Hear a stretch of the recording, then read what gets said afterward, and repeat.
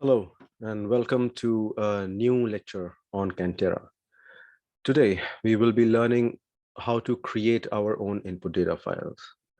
In the previous video, we looked at the format of the input data files that Cantera already has inbuilt into its database. But this will be slightly different, and we will go ahead and make our own input data files for Cantera. So let's see how to do it.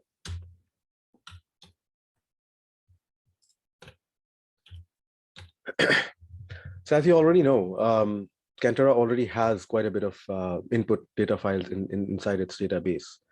However, there are certainly times where you will need to create a data file of your own.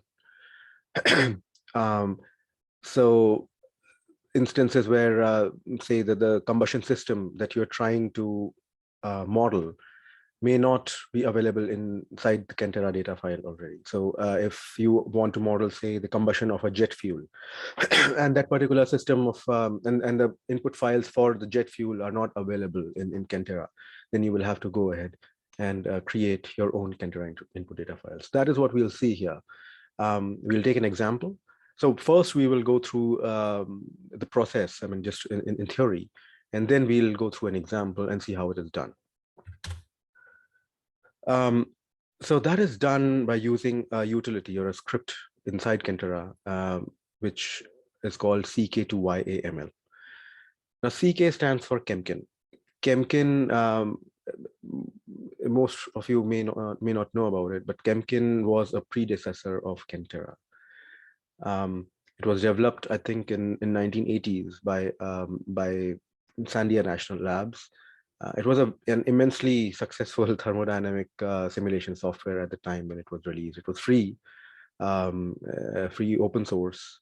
But later on, it got, I think it got bought by the company called Reaction Design. And then later on, that company was bought by Ansys. So currently, Chemkin is a paid version, and you have to pay to get the license and to use it.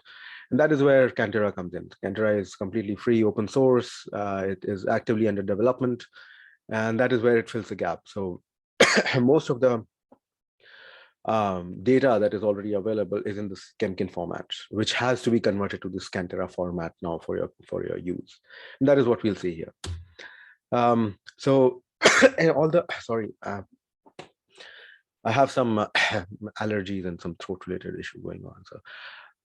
So all the input towards constructing these Cantera data files has to be in the Chemkin format. And this on the screen is the Chemkin format. So you can see it starts with elements. And by the way, when I say Chemkin format, what I mean is this is how the Chemkin input files used to look like. Now, we have to use these Chemkin input files and convert them into Cantera input files. So they start with a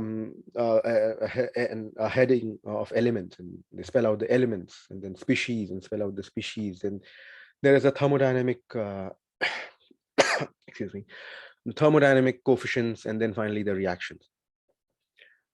Transport quantities or coefficients to use to calculate transport quantities, like, say, viscosity, thermal diffusivity, thermal conductivity, sorry. And so they are not available in this particular file. They are separately, it's normally called a transport file in Chemkin, which has those transport coefficients, and we'll see that too. So this is a standard Chemkin input data file format, which has to be now converted into Cantera input data file format. The link that you see here, that is from the documentation of Cantera. It beautifully gives out all the details that have to be followed in order to get this process done. Let's quickly take a look at this web page. I have broken down the entire all of these series of steps for you into a simpler exercise in the next in the next slide. But let's quickly go and look at this link, see what it does, what it says. So I will go to the browser. All right, let me bring this up. So this website tells you how to convert Chemkin format files into Cantera format files. Excuse me. So it is quite in detail, gives you all of the different flags and options, and you definitely should read through this entire file. It'll give you a lot of idea. But let's break this down into a simpler exercise and go through that one first. So,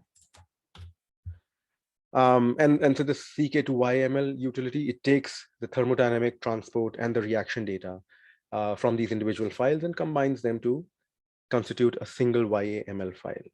And these, by the way, in the previous videos, I forgot to mention, but I will upload a link to all of these presentations in the video description below. So you will be able to get a copy of these presentations as well, so that you can follow all the exercises and everything else. So the exercise is to create an input data file for a hydrogen combustion system using CK2YML script for Cantera. So as a step number one, we have to locate, is there a hydrogen mechanism file in the Chemkin format available for us to download somewhere? So that is a small Google search that you will have to do. I did that before coming to the video. And this link here, this Princeton University link, does have a hydrogen oxidation mechanism in there. Let's go to this website, see what does it have. And again, I will go to the browser and bring that up as well. All right, so let's see. So this is when you go to this link, you will see these clickable links again. So these are this is where you have the hydrogen oxygen mechanism. That's a zip file. If you click, it gets downloaded to wherever you want it to. I've actually already downloaded it in my downloads folder, and I'll just bring that up as well for you to see what is inside the folder once you unzip it. So once you unzip the folder, you will have these files. This right here is the thermodynamic and reaction data in Chemkin format, and this right here is the transport data. Let's go ahead and open this file, the thermodynamic data file. So see, this is this was developed by the Princeton University. This is in the Cantera format. Oh, sorry, the Chemkin format. So it starts with elements, goes to species, then you have all the thermodynamic coefficients here, and then finally goes to reactions. This is for a hydrogen-oxygen system. So when hydrogen and oxygen react, what do? What are the different intermediates formed, and what are the reactions that take place? You can see the reactions as well. So it's H plus O2, O plus H2, H2 plus OH, etc. And so that is the thermodynamic and reaction data file. Now let's look at the transport data file. What does that give?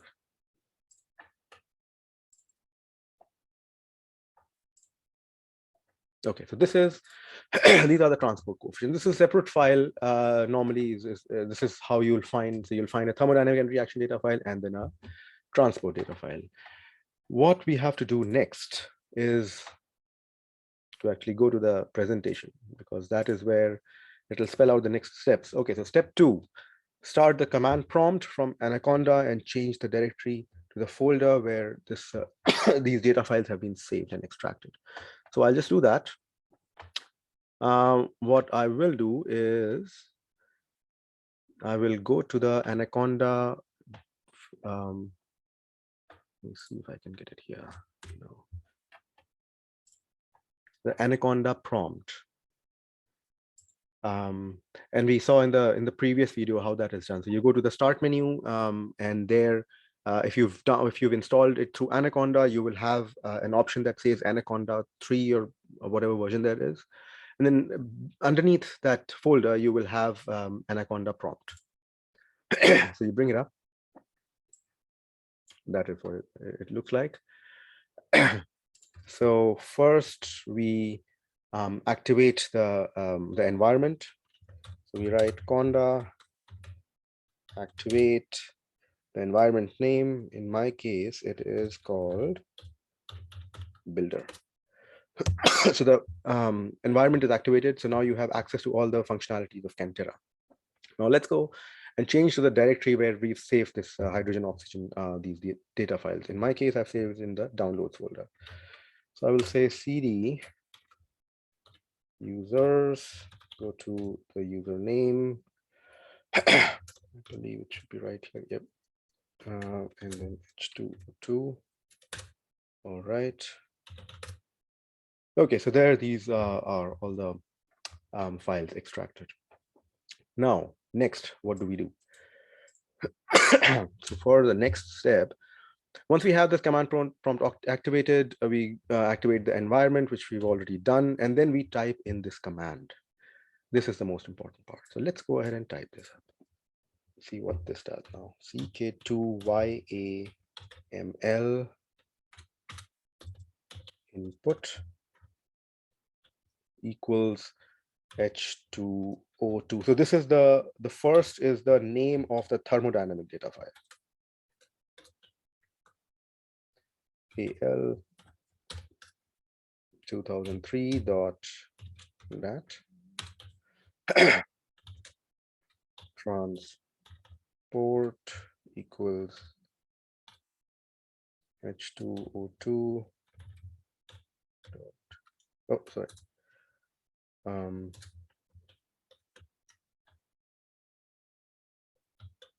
This is a long command. Please bear with me, but it will soon be done, hopefully.